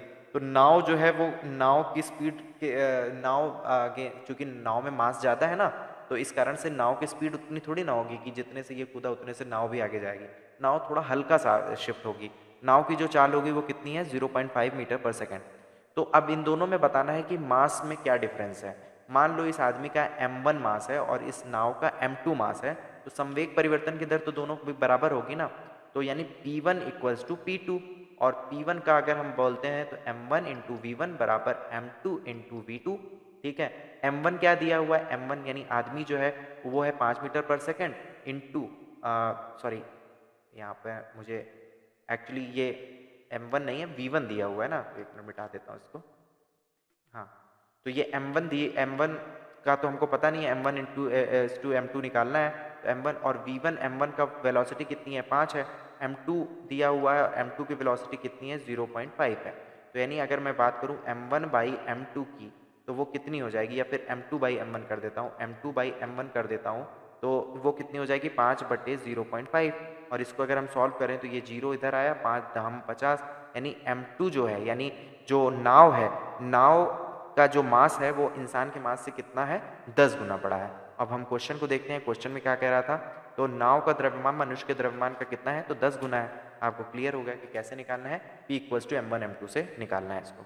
एक ट्रक है, एक कार है और एक मोटरसाइकिल की गतिज ऊर्जाएं जो है वो समान है। यदि समान अवरोधक बल लगाया जाए और वे क्रमशः XYZ दूरी पर रुकें तो फिर क्या होगा। देखो समान जो एक ट्रक है, कार है और मोटरसाइकिल की गतिज ऊर्जाएं समान है, ठीक है। और उस पर अगर समान अवरोधक बल लगाया जाए, मतलब ब्रेक अगर समान रूप से लगाया जाए, तो क्या होगा, एक्स और वाई XYZ दूरी पर रुकें तो क्या होगा, ठीक है। वे XYZ दूरी पर रुकें तो क्या XYZ एक बड़ा होगा, ज़्यादा होगा, क्या होगा। तो देखो मान लो एक ट्रक चल रही है, तो एक ट्रक चल रही है, एक कार चल रही है और एक मोटरसाइकिल चल रही है, ठीक है। अब इसका जो ट्रक है, ट्रक का डेफिनेटली मास ज़्यादा होगा, ठीक है। तो M1, ठीक है। और इसकी गतिज ऊर्जाएं समान है, यानी mv²। गतिज ऊर्जा फॉर्मूला को क्या होता है, हाफ mv² होता है, काइनेटिक एनर्जी हाफ mv²। तो इसकी वेलोसिटी अगर मान लो v1² है, ठीक है, v1², हाफ mv²।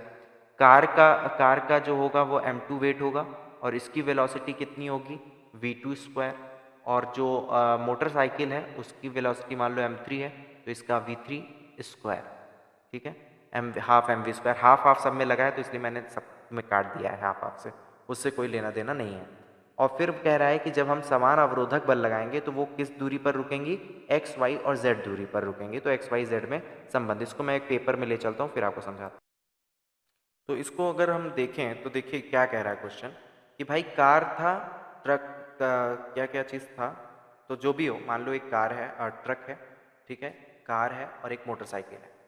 अगर ये चलती कैसे है, तो सोचो चलती कैसे है। तो आपको इसका एक प्रिंसिपल होता है F, यानी वर्क, उनका वर्क, वर्क जो होगा, वर्क चलेगी कैसे, जो काइनेटिक एनर्जी काम करेगी हाफ mv², उसी से काम होगा, वर्क होगा। तो वर्क का फॉर्मूला क्या होता है, F × D बराबर हाफ mv², ठीक है, हाफ काइनेटिक एनर्जी, ठीक है। हाफ mv² को हम क्या लिख देते हैं, काइनेटिक एनर्जी, ठीक है, काइनेटिक एनर्जी मान लो लिख दिया, ठीक है, हाफ mv²। तो यहाँ पर जो D होगा, D क्या है, विस्थापन, यानी किसी बल से अगर किसी चीज़ को धक्का दिया जाए तो वो किसके बराबर होगा, गतिज ऊर्जा के बराबर। तो वो गतिज ऊर्जा जो होगी वो, गतिज ऊर्जा का मतलब अगर मान लो सपोज F न्यूटन के बल से किसी पत्थर को हम धक्का दें, D विस्थापित करें, तो उसमें कुछ गतिज ऊर्जा आएगी ना, ऊर्जा का क्या होगा, स्थानांतरण होगा ना, वो गतिज ऊर्जा में कन्वर्ट हो जाएगा, तो वो हाफ mv² के बराबर होगा, यानी काइनेटिक एनर्जी के बराबर होगा। तो अगर मैं D की बात करूँ, D कितना होगा, काइनेटिक एनर्जी अपॉन क्या होगा, F, ठीक है। अभी क्या कह रहा है, साथ ही साथ क्वेश्चन में कह रहा है कि सबकी क्या है, गतिज ऊर्जाएं समान है, यानी चाहे वो ट्रक हो, चाहे कार हो, चाहे वो मोटरसाइकिल हो, इनकी अगर गतिज ऊर्जा समान है, तो गतिज ऊर्जा अगर समान है, काइनेटिक एनर्जी समान है, तो डेफिनेटली क्या होगा, ये जो F है ये भी समान होगा। अगर F समान है, काइनेटिक एनर्जी समान है, तो यहाँ पे D क्या हो गया, F समान, काइनेटिक एनर्जी समान, तो D भी जो है वो कांस्टेंट हो गया, यानी जो XYZ है, यानी ट्रक और कार और मोटरसाइकिल, इन तीनों का जो X, Y और Z था, यानी सबका जो D था वो क्या हो जाएगा, बराबर हो जाएगा। आई होप आपको ये क्लियर हो गया हो, ठीक है। नेक्स्ट पढ़ते हैं आगे, अगला क्वेश्चन देखते हैं।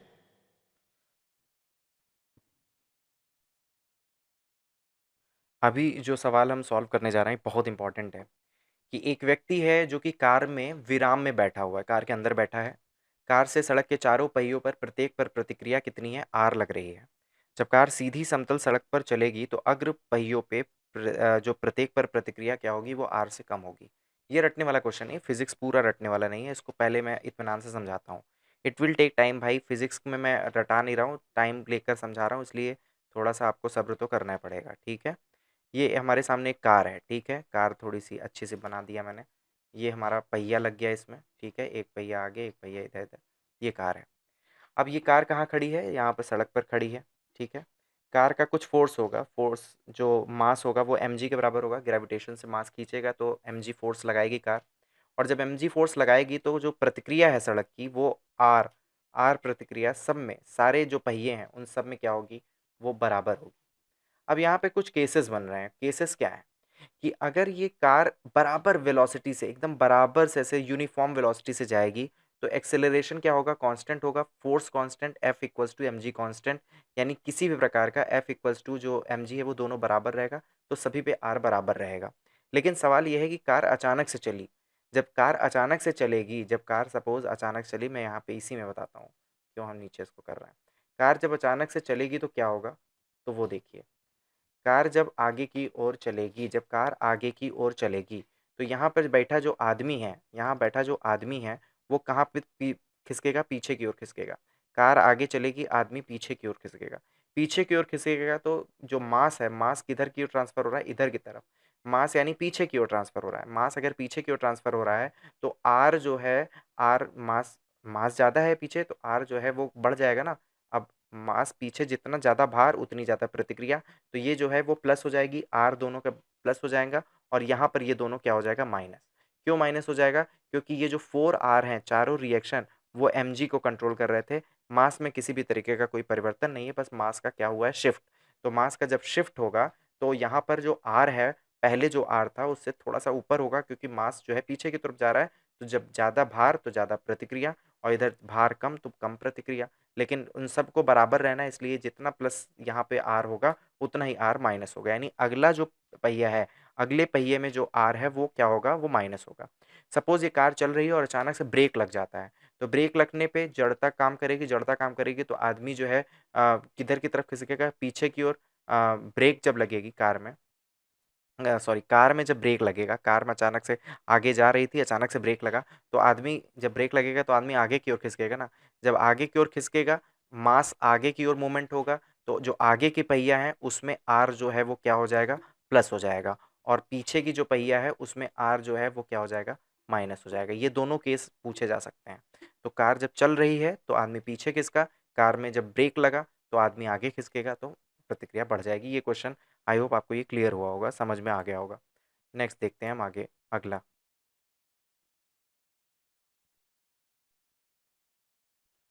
नेक्स्ट, हाँ, देखिए यहाँ क्वेश्चन दिया हुआ है, तेल से अंशतः भरा हुआ तेल का एक टैंकर है, समतल सड़क पर आगे की ओर एक समान त्वरण से चल रहा है। तेल का मुक्त पृष्ठ जो है वो परवलयी वक्र का आकार लेगा। तो देखो वही सवाल दिया हुआ है कि ये जो है एक, मान लो कोई तेल टैंकर है, ठीक है, तेल टैंकर वो आगे की ओर जा रही है, पहिया लगा हुआ है, यहाँ तेल भरा हुआ है सब में। तो क्या कह रहा है कि भरा हुआ तेल टैंकर समतल सड़क पर आगे की ओर एक समान त्वरण से जा रहा है। तो अगर वो समान त्वरण से जाएगा तो तेल जो है पहले ऐसे खड़ी है तो ऐसे, लेकिन जब वो आगे बढ़ेगा तो तेल अपने आप का पीछे की ओर धकेलेगी ना। तो ये कौन सा आकार बन गया, तो ये हो गया परवलयी वक्र का आकार ले लेगा। तेल का जो मुक्त पृष्ठ है, ऊपर का जो पृष्ठ है वो क्या होगा, परवलयी वक्र का आकार ले लेगा, यानी पीछे की ओर तेल ज्यादा हो जाएगा। ऑब्वियस सी बात है। यहाँ पर दिया हुआ है विचारों, कथनों पर विचार करना है। देखो एक इसमें क्वेश्चन कह रहा है कि एक तीव्र वृत्ताकार पथ पर तीव्र गति से जाता हुआ चार पहियों वाला वाहन। तो एक वृत्ताकार पथ, एक पथ मैंने बना लिया, ठीक है। अब इस पथ पर एक कार जा रही है, मान लो उसके चार पहिए हैं, ठीक है। अगर वो कार आगे की ओर जा रही है, बहुत तेजी से आगे की ओर जा रही है, तो जो मैंने क्या बोला, अपकेंद्रण यहाँ पे जो अपकेंद्रण फोर्स है, यानी सेंट्रीपेटल फोर्स जो है वो बाहर की तरफ लगेगा। बाहर की तरफ लगेगा तो जो बाहर वाले पहिए हैं, ठीक है, बाहर वाले पहिए हैं, उस पर फोर्स लगने के कारण उस पर मास ज्यादा हो जाएगा, क्योंकि मास का मोमेंटम आउटसाइड है। मास जो है वो किधर की तरफ खिसक रहा है, आप बाहर की तरफ ही खिसकेंगे ना। तो यानी बाहर वाले पहियों पर मास ज्यादा होगा। बाहर वाले पहियों पर अगर मास ज्यादा है तो वो जमीन पर ज्यादा स्थिर रहेंगे, और ये जो आगे वाले पहिए हैं ये हल्के रहेंगे। हल्के पहिए क्या हो जाएंगे, टर्न हो जाएंगे ऐसे। यानी इस एक्सिस पर धड़ाम से ऐसे कार जो है वो पूरी की पूरी ऐसे पलट जाएगी, पूरी की पूरी पलट जाएगी। तो यानी सबसे पहली बात, बाहरी पहियों पर उल्टेगा। बाहरी पहियों पर उल्टेगा और अंदर, यहाँ पे तो आंसर दो और तीसरा है, यानी दूसरा और तीसरा लगाया गया है, लेकिन इसको अगर ध्यान से देखें तो इसका इंग्लिश में क्या लिखा था उसके आधार पे आपको देखना होगा सही तरीके से, कि अगर बाहरी पहियों के पर उल्टेगा के का मतलब है कि बाहरी पहियों के अराउंड उल्टेगा, तो बाहरी पहियों के अराउंड उल्टेगा, तो ये वाला ज्यादा ऑप्शन सही लग रहा है। अंदर के पहियों पर, अब अंदर के पहिए उलट रहे हैं ये सही होगा, लेकिन अंदर के पहियों पर उल्टेगा ये थोड़ा गलत है। तो ये चीज यहाँ पे समझने वाली बात है, और डेफिनेटली ये जो है कार है वो बाहर की तरफ इसलिए कि अंदर की तरफ तो आएगी नहीं, तो यानी ये और ये तो नहीं हो सकता, और यहाँ पे दूसरा तीसरा दिया, लेकिन सही आंसर जो है वो होगा वो 1 और 3 होगा, ठीक है, जो कि मैंने आपको रीजन के साथ इसको आपको बता दिया है। फिर यहाँ पर त्वरण ज्ञात ज्ञात करने का सही सूत्र पूछ रहा है, तो त्वरण जो होता है वो होता क्या है, वेग परिवर्तन की दर यानी डेल्टा वी बाई टी, यानी v1 minus v2 by T, यही होता है त्वरण, यानी जो अंतिम वेग है और माइनस इनिशियल वेग, यानी वेग में जो परिवर्तन है उसका डिफरेंस अपॉन टी, यही होता है त्वरण, ठीक है। नेक्स्ट आगे देखते हैं अगला क्वेश्चन क्या कहता है।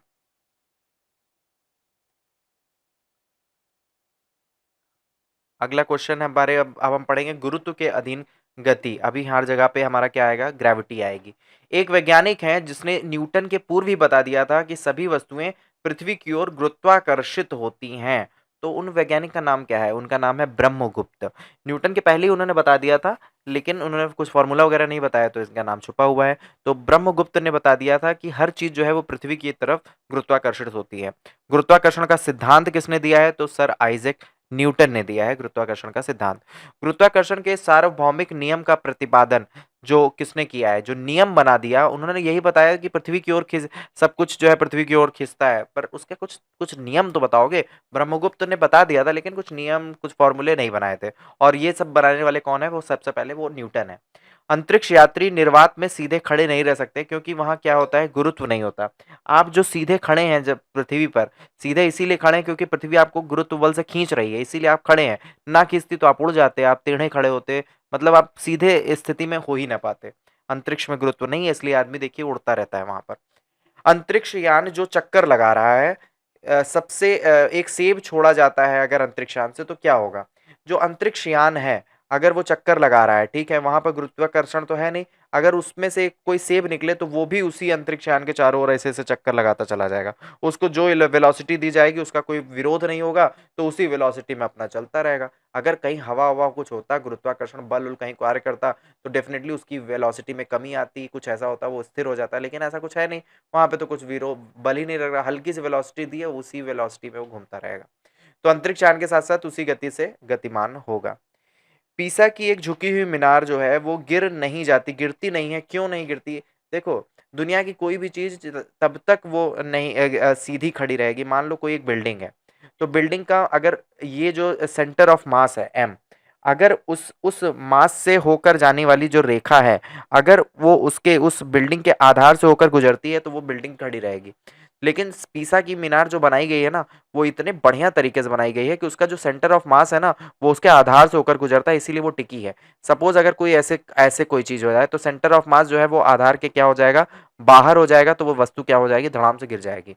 तो यानी इसका आंसर क्या होगा, गुरुत्व केंद्र से जाने वाली ऊर्ध्वाधर लाइन तल के अंदर रहती है, इसी कारण से जो मीनार है वो नहीं गिर रही है। ठीक है, गॉट इट, समझ गए।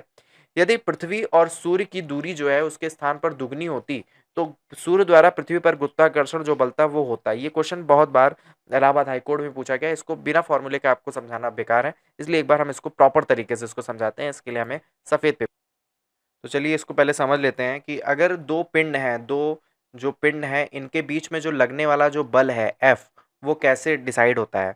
तो वो F जो बल है वो डिपेंड करता है, G एक सार्वत्रिक नियतांक है, m1 और m2, ठीक है, इसका मान लो mass m1 m2 upon R square, इसके बीच की अगर दूरी r है तो उसके आर स्क्वायर के बराबर होता। ठीक है, अभी कह रहा है नया बल बना दो, अगर हम उसके बीच की दूरी यानी जी कांस्टेंट है, सेम m1 m2 भी बराबर रहेंगे, लेकिन जो दूरी है वो जो आर डैश है वो क्या हो जाएगी, दुगनी हो जाएगी। तो दुगनी आर का स्क्वायर जब करेंगे तो 4r स्क्वायर हो जाएगा। तो यहाँ पे क्या हो जाएगा, 4r स्क्वायर। जब हम इसको डिवाइड करेंगे तो सब कुछ कट जाएगा और नीचे का जो 4 है वो ऊपर चला जाएगा। तो यानी जो F F by F dash है वो क्या हो जाएगा, 4f डैश। यानी जो बल है वो अभी क्या हो जाएगा, पहले का 1/4, यानी एफ डैश की वैल्यू पूछ रहा है, एफ डैश क्या होगा, 1/4f। यानी जो अगर दूरी बढ़ जाएगी तो बल जो है वो उन दोनों के बीच में लगने वाला वो 1/4 हो जाएगा। इसी का यही आंसर यहाँ पे इस क्वेश्चन का होगा। यानी जब जो जितना था पहले एफ अगर था तो उसका 1/4 भाग हो जाएगा।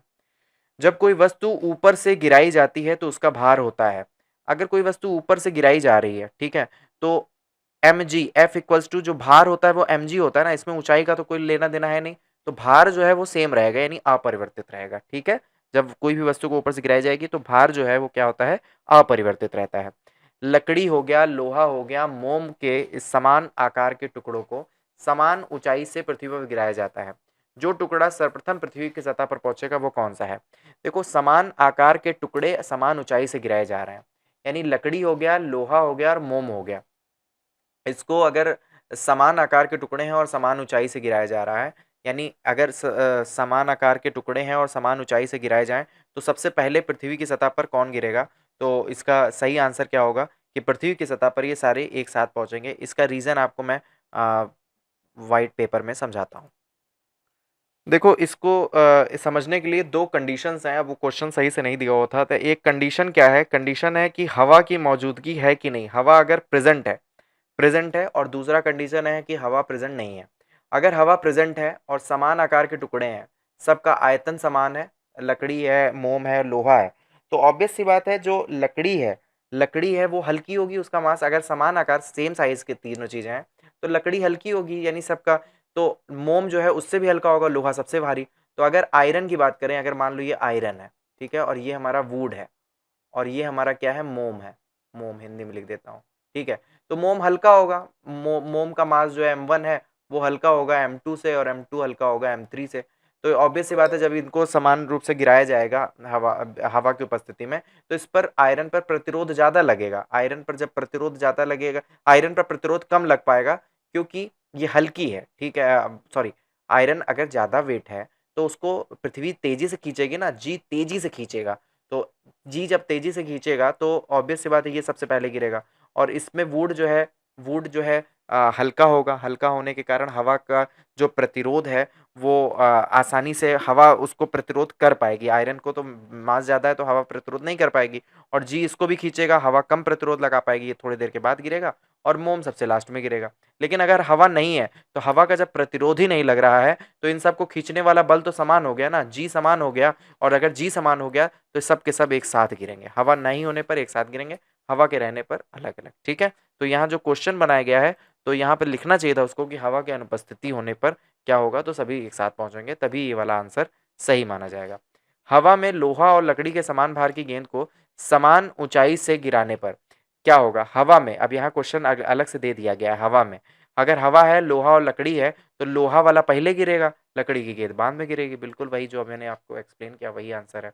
दो गेंद हैं ए बी जो कि 10 किग्रा और 1 किग्रा की हैं, उन्हें 20 मीटर की ऊंचाई से एक साथ गिराया जाता है, तो क्या होगा? तो देखो, अगर जब जो यूपी पीसीएस क्वेश्चन बनाता है तो वो ये करता है कि वो लिख देगा, हवा रहेगी तो लिखेगा, अगर हवा नहीं है तो लिखेगा ही नहीं।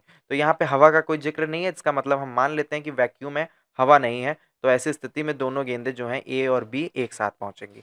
ठीक है, ये क्वेश्चन आपको समझना है, क्वेश्चन लिखने की कला से भी आप समझ सकते हैं।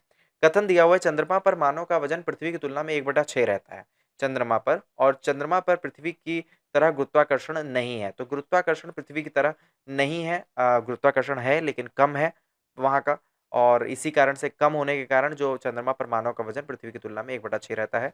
यानी कथन सही है, कारण गलत है, क्योंकि चंद्रमा पर गुरुत्वाकर्षण तो है ही है। किसी पिंड का भार जो है वो ध्रुवों पर सर्वाधिक होता है, ध्रुवों पर सर्वाधिक होता है। तो यानी जैसे देखिए हमारा जो पृथ्वी है, पृथ्वी पूरी तरह तो है नहीं, तो ध्रुवों पर थोड़ी सी चपटी हुई है। तो ध्रुवों पर चपटी हुई है तो यहाँ से अगर गुरुत्वाकर्षण लगाएं तो ये जो पॉइंट है, ये आर जो है वो छोटा हो जाएगा ना, आर जो है क्या हो जाएगा, छोटा, यानी ध्रुवों पर आर की दूरी जो है वो कम हो जाएगी, और कम हो जाएगी जो जो पिंड का भार है M1 M2/r² वो ज्यादा हो जाएगा, क्योंकि एफ की वैल्यू ज्यादा हो जाएगी। तो पिंड का भार ध्रुवों पर क्या हो जाएगा, सर्वाधिक हो जाएगा। मानव शरीर का भार जो है वो ध्रुवों पर क्या होगा, अधिकतम होगा। बिल्कुल सही बात है, क्योंकि वहां पर एफ जो है वो फोर्स जो है M1 M2/r² में आर छोटा हो जाएगा तो एफ की वैल्यू जो है वो बढ़ जाएगी। तो फोर्स जब ज्यादा लगेगा शरीर पर तो मनुष्य का भार भी अपने आप बड़ा बड़ा हो जाएगा। ठीक है, नेक्स्ट। गुरुत्व के अधीन विरामावस्था से मुक्त रूप से गिरने वाले किसी कण के मामले में टी और डी का विवरण बताना है। तो ये यहाँ पर देखिए ग्राफ बना हुआ है, गुरुत्व के अधीन गिर रहा है, गुरुत्व काम कर रहा है। तो सबसे पहले टी इक्वल्स टू जीरो, तो डिस्टेंस जीरो होगा। टी जैसे जैसे बढ़ेगा डिस्टेंस बढ़ेगा। ठीक है, टी टी बढ़ा, मुक्त रूप से गिर रहा है गुरुत्व के अधीन कोई चीजें विरामावस्था से।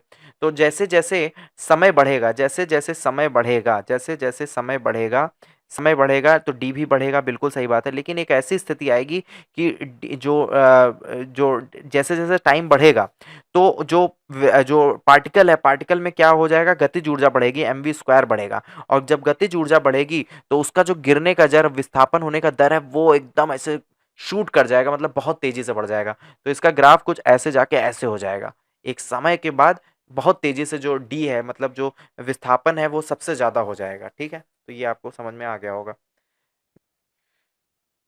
देखिए ये सवाल जो है, इसमें अगर मान लो कि यहाँ पर एक पिंड रखा हुआ है, ठीक है, ये एक पिंड है, इसका जो वेलोसिटी है वो mg कहाँ पे काम करेगा, mg तो नीचे जाएगा ना, mg इधर आएगा।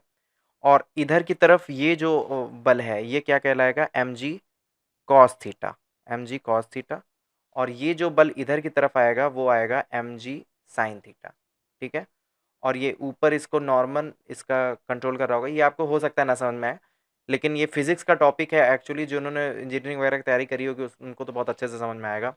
और यहाँ पर ये जो है इसको फ्रिक्शन कंट्रोल कर रहा है। लेकिन ये जो पिंड है वो नीचे की ओर आ रहा है, तो इसमें जब फॉर्मूला वगैरह लगाएंगे तो आपको बस इतना से याद रखना है। तो टी इक्वल्स टू होता है 1/sin theta, sine theta 2h upon A, 2h/L या ए, एक एल कर दीजिए यहाँ पे, और इसको अंडर रूट कर दीजिए। तो ये आपको याद रखना है, T equals to 1/sin theta under root 2h/L। ठीक है, T equals to 1/sin theta under root 2h/L। L क्या होगा, ये क्षैतिज दूरी हो गई, एच जो है हाइट हो गया, और साइन थीटा ये जो इंक्लाइंड का जो थीटा है ये वैल्यू होती है। तो आपको मैं कभी ये जानने की जरूरत नहीं है फिलहाल, इसमें तो बहुत टाइम लग जाएगा, हमारा खत्म ही नहीं हो पाएगा। ठीक है, फिर अगला देखते हैं। एक ऊंची इमारत से एक गेंद जो है वो 9.8 मीटर पर सेकंड के समान त्वरण के साथ गिराई जाती है, 3 सेकंड बाद उसका वेग क्या होगा। तो जो न्यूटन का पहला जो नियम है तो वो होता है v equals to U plus A T. ठीक है, तो यहाँ पर देखिए v जो है वो अंतिम वेग होता है, और u जो है वो अगर इमारत इमारत से ऊपर से अगर फ्री फॉल कंडीशन कराया जा रहा है तो मतलब u जो है वो क्या हो जाएगा, जीरो रहा होगा। ठीक है, इनिशियल वेलोसिटी जीरो होगी, नीचे गुरुत्वाकर्षण भेज रहा है तो फिर वेलोसिटी बढ़ेगी। a का मतलब यहाँ g है, तो v इक्वल्स टू क्या होगा, जी टी। g हमारा दिया हुआ है 9.8 और t हमारा दिया हुआ है 3। तो कितना हो जाएगा, 8 त्रिक 27 और 9 त्रिक 18, देखो 8 त्रिक 24 के 4 हाथ से लगा दो, 9 त्रिक 27, 27 और 2 29, यानी 29.4 मीटर पर सेकंड जो है वेलोसिटी हो जाएगी इसकी। फॉर्मूला कौन सा और लगाना था हमें, v equals to U plus G T. यदि पृथ्वी का द्रव्यमान वही रहे और त्रिज्या 1% से कम हो जाए तो पृथ्वी के तल पर g का मान क्या होगा। इसके लिए भी आपको फॉर्मूला पता होना चाहिए, बिना फॉर्मूला देखो पूरा फिजिक्स जो है वो पूरा फॉर्मूले पे टिका हुआ है, पूरा फिजिक्स जो है किस पे टिका हुआ है, फॉर्मूले पे।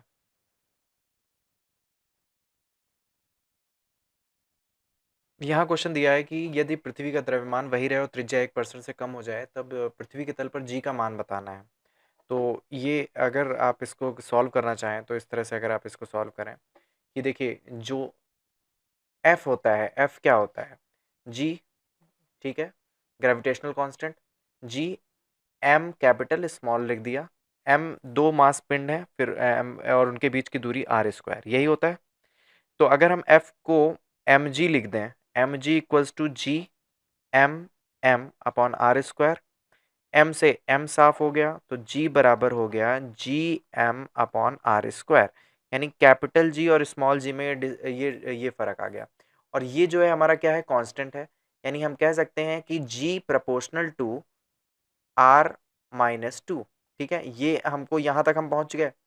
अगर हम इसको परसेंटेज चेंज में करें, यानी delta G by G in 200 proportional to जो आर है, आर का -2 इधर हो जाएगा, -2, फिर उसके बाद है delta R by R in 200। Question क्या कह रहा है, क्वेश्चन कह रहा है कि आर जो है, आर कितना परसेंट, 1% से कम हो जाए। आर अगर 1% से कम हो जाएगा तो -1 लिख सकते हैं, -1 से अगर कम होगा तो जी पे क्या प्रभाव पड़ेगा। तो अगर r -1 से कम होगा तो -2 इंटू -1 क्या हो जाएगा 2, यानी जो g है g की वैल्यू कितनी बढ़ जाएगी 2% से इंक्रीज हो जाएगी। तो अगर r 1% से कम होता है तो g की वैल्यू 2% से इंक्रीज हो जाएगी। ये इसका आंसर होगा, यानी सटीक आंसर इसका ये होगा, यानी कौन सा 2% से बढ़ जाएगा g की वैल्यू। ठीक है। विनाशकारी भूकंप के गुरुत्व के कारण जो त्वरण होगा वो त्वरण जो है डेफिनेटली, अगर भूकंप आया है तो उसका उसमें त्वरण क्या होगा, जी की वैल्यू जो है वो 980 से क्या हो जाएगी, बढ़ जाएगी। ये सवाल अपने आप में बेहद इंपॉर्टेंट है, ट्रिकी भी है। देखिए इसमें क्वेश्चन कह रहा है कि एक वस्तु का पृथ्वी पर द्रव्यमान 100 केजी है और जो जीई दिया हुआ है, यानी जो पृथ्वी का ग्रेविटेशनल जो दिया हुआ है एक्सिलरेशन, वो दिया हुआ है, वो है 10 मीटर पर सेकंड, और चंद्रमा का गुरुत्वीय त्वरण जो है वो 10⁻6 मीटर पर सेकंड है। तो चंद्रमा पर वस्तु का द्रव्यमान बताना है। तो देखिए द्रव्यमान का मतलब होता है एम। एम जो है वो क्या होता है, वो हमेशा फिक्स होगा। ठीक है, वो चाहे आप पृथ्वी पे नापेंगे तो भी फिक्स, चंद्रमा पे चले जाएं, सूर्य पे चले जाएं, भस्म भले हो जाएंगे, लेकिन जो एम की वैल्यू है वो सेम ही रहेगी ना। तो यानी जी सिर्फ वैल्यू, जी का प्रभाव किस पे पड़ता है, भार पर, क्योंकि डब्ल्यू बराबर क्या होता है एम इंटू जी, यानी जी के चेंज होने से भार पे फर्क पड़ेगा, मास पे फर्क नहीं पड़ेगा, द्रव्यमान पे फर्क नहीं पड़ेगा। यानी द्रव्यमान जो है जो पृथ्वी पर है वही क्या होगा, चंद्रमा पर होगा। ठीक है, समझ गए ये आंसर, इसका कितना बेहतरीन सा ये सॉल्यूशन था इसका।